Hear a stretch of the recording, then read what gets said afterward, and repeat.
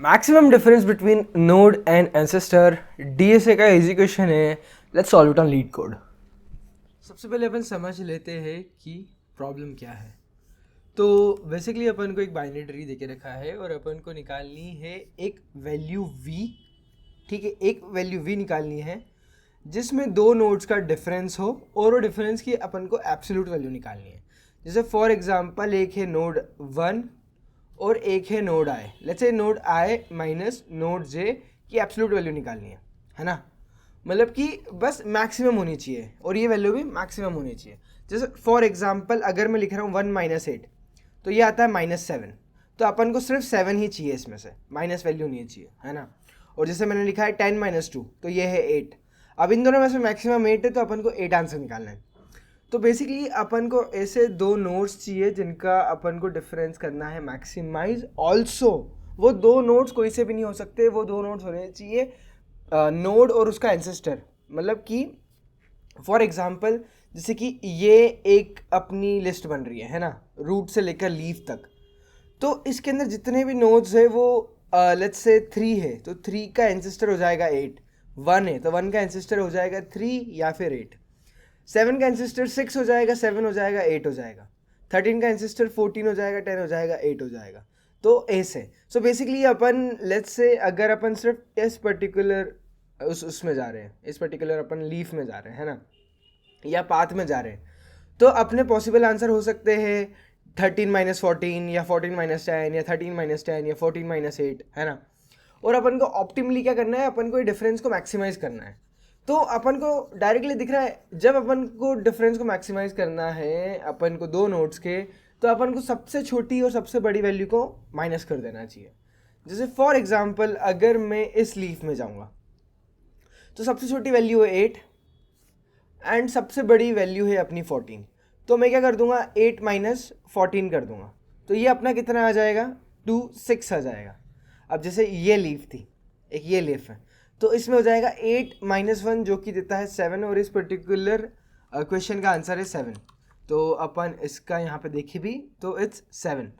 और इनने क्या किया है, 8 माइनस 1 को ही डिडक्ट किया है ना. तो बेसिकली ये लीव से ही अपना आंसर आएगा.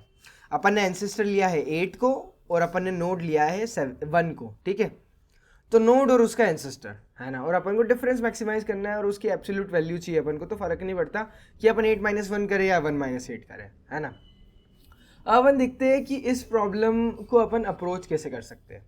सबसे पहली बात तो यार मुझे मेंटेन करना पड़ेगा मेरी पूरी की पूरी रिकर्शन में. अगर मैं DFS लगा रहा हूँ, मैं BFS लगा रहा हूँ, मैं कुछ भी लगा रहा हूँ, मुझे मेंटेन करना पड़ेगा कि मैक्सिमम वैल्यू क्या है ना. हर एक पर्टिकुलर नोड पे अभी तक मुझे जो जो मिले हैं उनमें मैक्सिमम वैल्यू क्या है और मिनिमम वैल्यू क्या है. ठीक है, ऑलराइट. तो अगर मैं सबसे पहले नोड पे हूँ तो यहाँ पे मैक्सिमम वैल्यू 8 है, मिनिमम वैल्यू भी 8 है. मैं यहाँ पे आया, मैक्सिमम इधर लिख लेता हूँ मैं मिनिमम वैल्यू. अब मेरे पास ऐसा हो गया कि मिनिमम वैल्यू है 3, मैक्सिमम वैल्यू है 8, है ना. और लेट्स से कहीं पे एक आंसर वेरिएबल है, तो आंसर के अंदर हमेशा मैं मैक्सिमम ऑफ 3 माइनस 8 स्टोर करते जाऊँगा. तो यहाँ पे तो 0 था, 0 यहाँ पे कट के हो गया 5, है ना. फिर मैं इसके नीचे आया, लेफ्ट में गया मैं, तो इधर हो जाएगी अब मेरी मिनिमम वैल्यू 1 और मैक्सिमम वैल्यू 8 ही थी इस पर्टिकुलर में. ठीक है, तो अब मेरा ये कट के हो गया 7.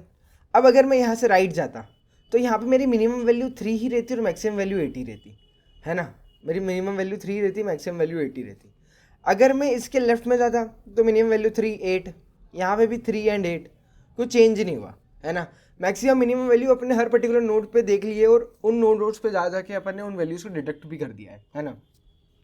सो maximum and minimum value we get till this node is, so यहाँ पे 8 ने इसको कॉल किया था, इस नोड ने कॉल किया है. यहाँ पे अपनी मैक्सिमम मिनिमम वैल्यू 8 एंड 8 थी.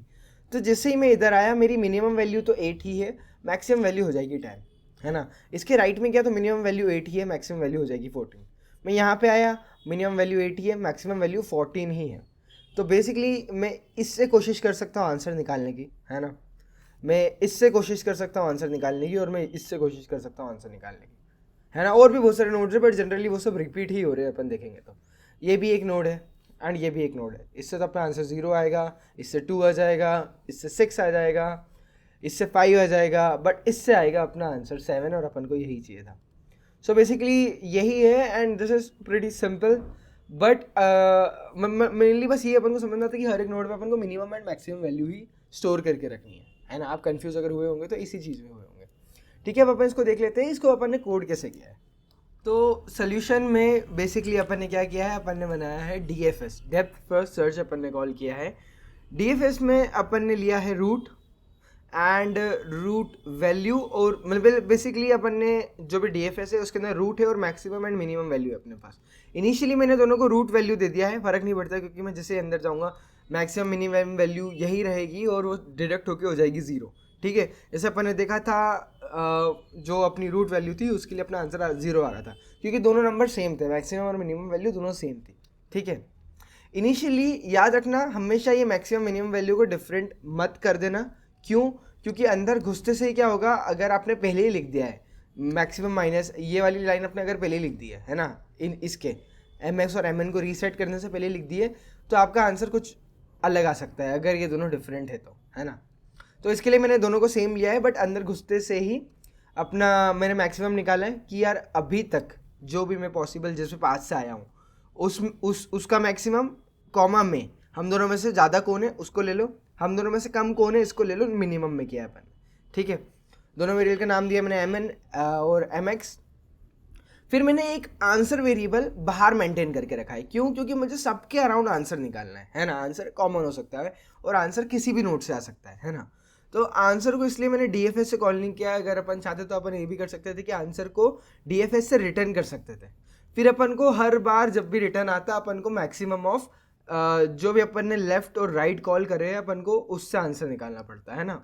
तो वो थोड़ी लेंथी प्रोसेस हो जाती, लाइक 1 लाइन 2 लाइन बढ़ जाता कोड का, बट स्टिल ये प्रोसेस भी ज़्यादा ईजी है और समझने में भी आसान है, तो इसलिए मैंने आंसर को बाहर ही ले लिया है। ऑलराइट, ये क्या, उसके अंदर मैंने आंसर मेंटेन कर लिया है और फिर मैंने वापस से लेफ्ट और राइट में जो भी मेरी नई मिनिमम और मैक्सिमम वैल्यू आई है उससे कॉल कर दिया है। बेस केस क्या होगा, जब भी मैं रूट पे आ जाऊँगा, जब भी मेरा रूट नल पे आ जाएगा तब मैंने रिटर्न कर दिया है। यहाँ पे मैंने नॉट रूट इसलिए लिखा है क्योंकि अपन को दे रखा है रूट नल पॉइंटर हो सकता है ना। नल में मैं डायरेक्टली यहाँ पे नहीं लिख सकता हूँ। सो इसका मतलब क्या है, जब जब मेरे पास रूट नहीं है तब रिटर्न कर दो, रूट नहीं है मतलब नल वैल्यू है तब रिटर्न कर दो, है ना। तो ये बेसिकली अगर इनने तो यहाँ दे रखा है कि अपने पास नल पॉइंटर है इसलिए मैंने डायरेक्टली यहाँ पे लिख दिया है इफ़ के अंदर।